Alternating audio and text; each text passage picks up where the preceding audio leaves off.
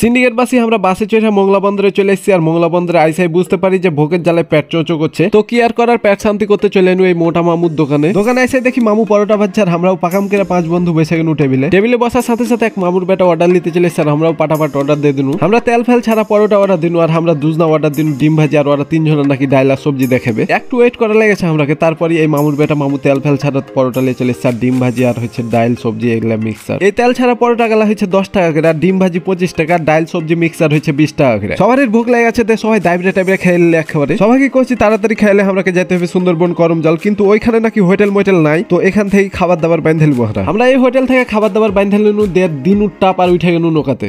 আমার প্রাণ ধরি আমার টান মোটা করে আনজান 5 টাকা ভাড়া দিয়ে লদ্দির ওপার চলে এনু। আইসাই দেখি বাঘ মামু আমাকে ডাকছে। তো বাঘ মামু যেহেতু ডাকলে বাঘ মামুর সাথে একটু পাকনামু করলিনু। তো আজকের মতো এখানে ভিডিওটা শেষ। আর পরের ভিডিওতে দেখাবো এখানে কি গ্যাঞ্জাম হয়েছে, মানে এখানে হেভি ফাটাফাটি গ্যাঞ্জাম হয়েছে। ওই গ্যাঞ্জাম গুলো আপনারাকে আর পরের ভিডিওতে দেখাবো।